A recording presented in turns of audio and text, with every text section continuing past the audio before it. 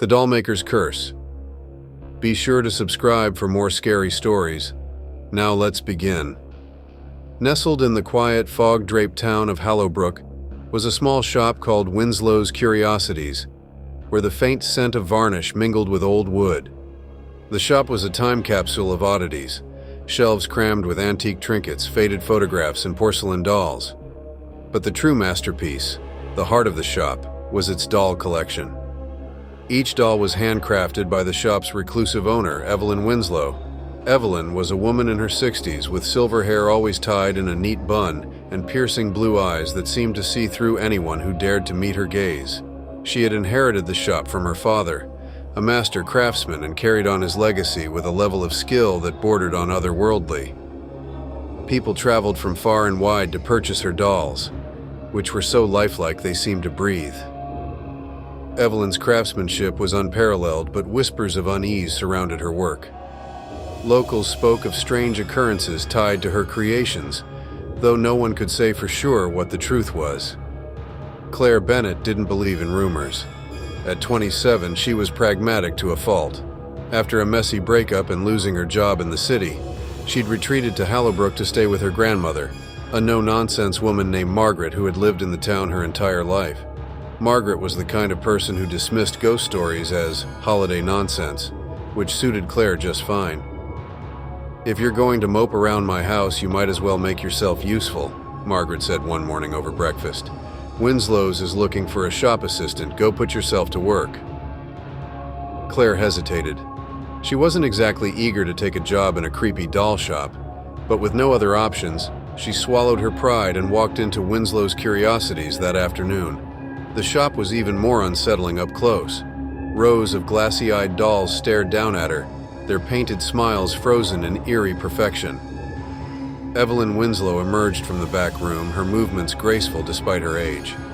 "You must be Margaret's granddaughter," Evelyn said, her voice smooth and lilting. "Come in. Let's see if you're a good fit." The interview was brief. Evelyn seemed less interested in Claire's experience and more in her demeanor. By the end of the meeting, Claire had the job.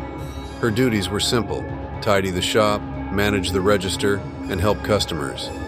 Evelyn handled the crafting herself, often retreating to her workshop for hours at a time. Claire wasn't allowed to enter the workshop, a rule Evelyn made very clear. At first, the job was uneventful. Most customers were tourists or collectors drawn by the allure of Evelyn's work. But as the days passed, Claire began to notice strange things. She'd rearrange the dolls on the shelves, only to find them subtly shifted the next morning. Sometimes she thought she heard faint whispers when the shop was empty, but every time she turned, there was nothing there. One evening, as she was closing up, Claire's curiosity got the better of her. Evelyn had left for the day and the workshop door was ajar. Against her better judgment, Claire stepped inside. The room was a shrine to craftsmanship.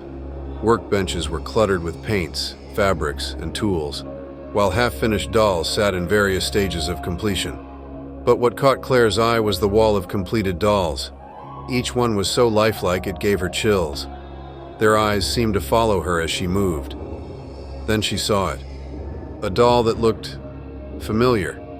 Its face, its features, they were unmistakably those of her ex-boyfriend, Daniel. Her breath hitched. She reached out to touch it, but before she could, a voice cut through the silence. "You shouldn't be in here." Claire whirled around to see Evelyn standing in the doorway, her expression unreadable. Evelyn didn't fire Claire, but the atmosphere between them changed. The older woman watched her more closely, her sharp eyes seeming to pierce through every excuse Claire gave for her curiosity. The shop itself grew darker in Claire's perception. The whispers became more frequent, and she started having nightmares. Dreams where the dolls came to life, their glassy eyes filled with malice. Claire confided in Margaret, who dismissed her fears. "You're letting that place get to your head," Margaret said. "Evelyn's just a talented artist, nothing more." But Claire couldn't shake the feeling that something was wrong. One night, unable to sleep, she decided to do some research. Online forums were filled with urban legends about Evelyn's dolls, stories of people who bought them only to experience misfortunes, accidents, illnesses, even death. The most disturbing story claimed that the dolls weren't just art, they were vessels. each one containing a piece of the person they resembled.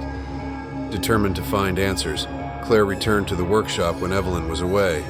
This time, she focused on the tools and materials. She found an old, leather-bound journal tucked beneath a pile of fabric.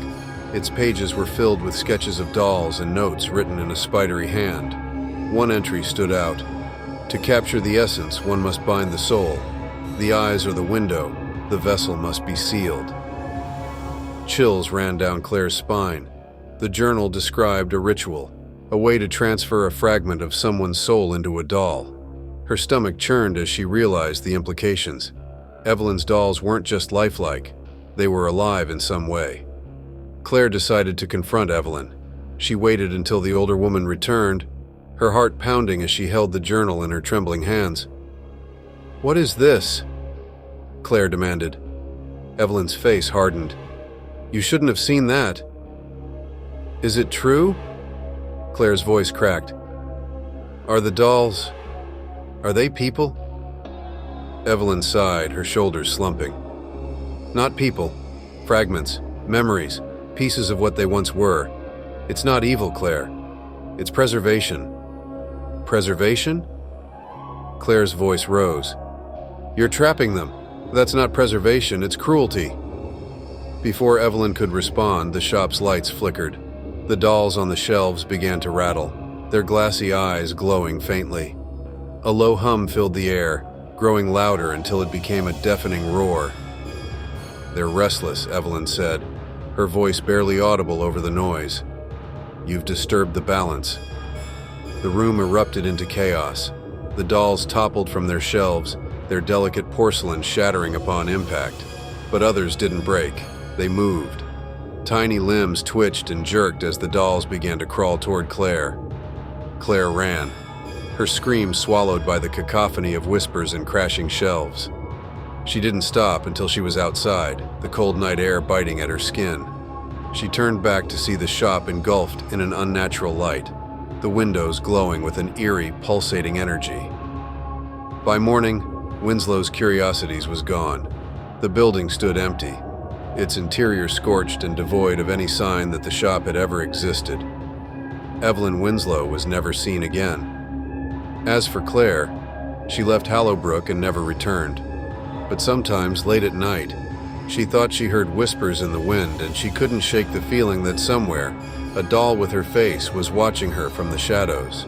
But the story did not end there. A year later, the abandoned lot where Winslow's once stood became the subject of local curiosity. Developers attempted to buy the land, but every effort to build something new was thwarted by strange incidents. Equipment malfunctioned, workers reported feeling watched, and several construction crews quit without explanation. The site developed a reputation as cursed ground. Claire, now living in a distant city, tried to put the past behind her. She'd taken up a new job and was beginning to find her footing again. Yet the nightmares persisted. In her dreams, she walked through darkened hallways filled with dolls, their painted faces turning to follow her every move. One night, she woke to find a single porcelain doll sitting on her dresser, a doll she had never seen before. Its face bore an uncanny resemblance to Evelyn Winslow. Panicking, Claire tried to dispose of the doll. She threw it in the trash, but the next morning it was back on her dresser. No matter what she did, the doll returned, its lifeless eyes seeming to mock her. Desperate, she sought the help of an old folklore expert she'd found online, a man named Professor Harlan Graves. Professor Graves listened patiently as Claire recounted her experiences. When she finished, he leaned back in his chair, his expression grave. "What you've encountered," he said, "is no ordinary haunting. It's a tethering. The essence within that doll is bound to you. Destroying it won't free you. It will only make things worse." "Then what do I do?" Claire asked, her voice trembling. "You must return it to its origin," Graves replied. "Back to the place where it was created. Only there can the tether be severed." Claire's blood ran cold. She knew what that meant. She had to go back to Hallowbrook, back to the cursed lot where Winslow's Curiosities once stood. With no other options, she packed her bags and made her way back to the town she had vowed to leave behind forever. Hallowbrook hadn't changed much in her absence. The same fog rolled over the cobblestone streets, and the same whispers of old legends lingered among the townsfolk. Claire avoided speaking to anyone she knew, afraid of explaining why she was back. Her destination was clear: the empty lot. By day, the lot looked unremarkable. Overgrown weeds and crumbling bricks were all that remained of Winslow's curiosities. But as night fell, the atmosphere changed. The air grew heavy, and an unnatural silence blanketed the area. Claire stood at the edge of the lot, clutching the doll tightly. "What now?" she muttered to herself. As if in response, the doll's glassy eyes began to glow faintly. A cold wind swirled around her, carrying with it faint whispers. Claire stepped into the lot, the ground beneath her feet feeling oddly soft, like walking on layers of ash. The whispers grew louder, forming fragmented words. Return. Release. Balance.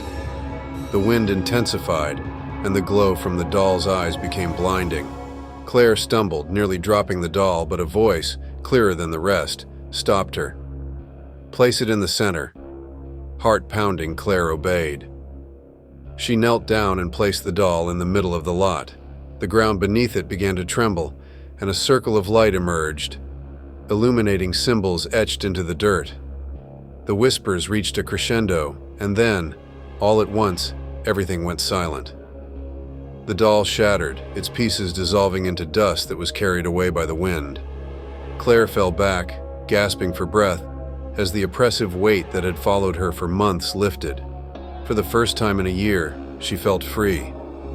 But as she left the lot, she couldn't shake the feeling that she wasn't alone.